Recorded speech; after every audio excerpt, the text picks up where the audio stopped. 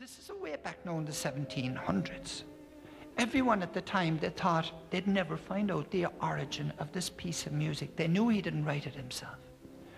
He said, when I was a young man, I was playing my harp one day for a wedding. I played all day long. And late that night, I left to go home, to my home across on the other side of the hills. And as he went to cross the brook, he suddenly got tripped up and he fell forward. And in an effort to save himself, didn't he drop his instrument? And then he groped around in the shallow waters on his hands and knees, searching for it. And then he heard it begin to play. And the music was the most beautiful music he had ever heard in all his life. And as a musician himself, and a very good musician, he took note of the structure and the whole arrangement of the piece and all the stresses on each and every note. And when the music had finished playing, the harp was gently placed back in his arms. Blind Rory stumbled to his feet and he challenged the sense of presence and the powers around him, and he said, I know who you are, and I also know that fairies can't write music. So who wrote it? Who wrote this piece of music? He implored them.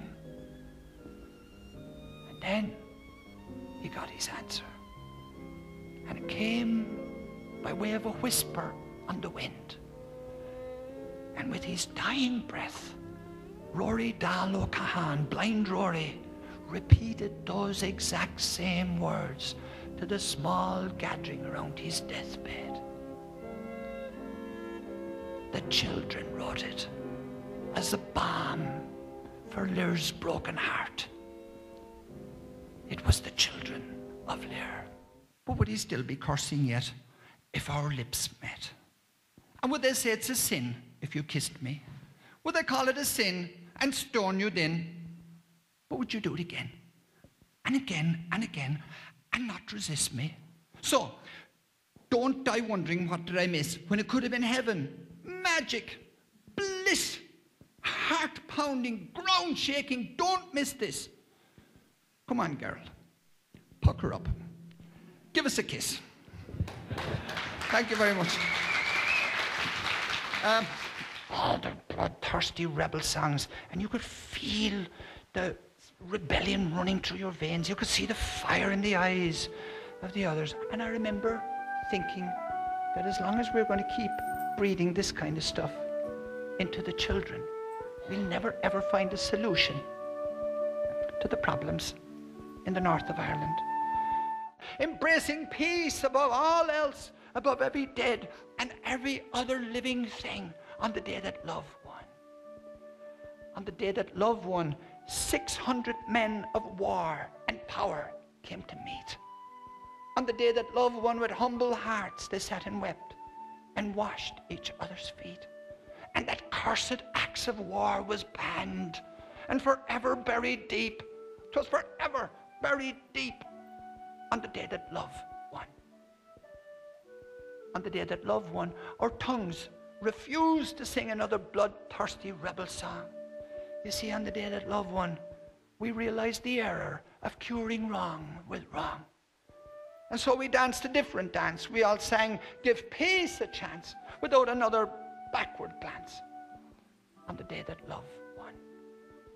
On the day that love won, we gave out roses from ocean to sea.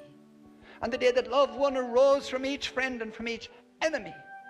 From the rose of Mooncoin to the rose of Tralee, from Adams, McGuinness, Trimble, Paisley, the white rose of peace shone for you and for me on the day that love won.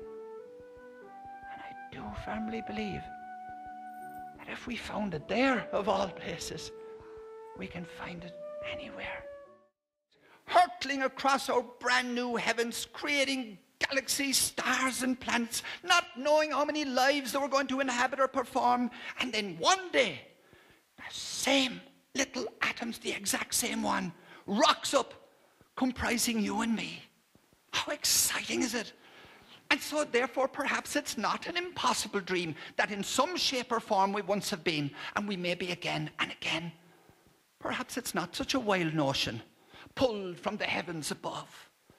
My love, my precious love, half girl, and I still think half dream. So, if I die and come back as a strawberry, I pray that you'll come back as cream. Thank you. But what they didn't say, Paddy, because they didn't know.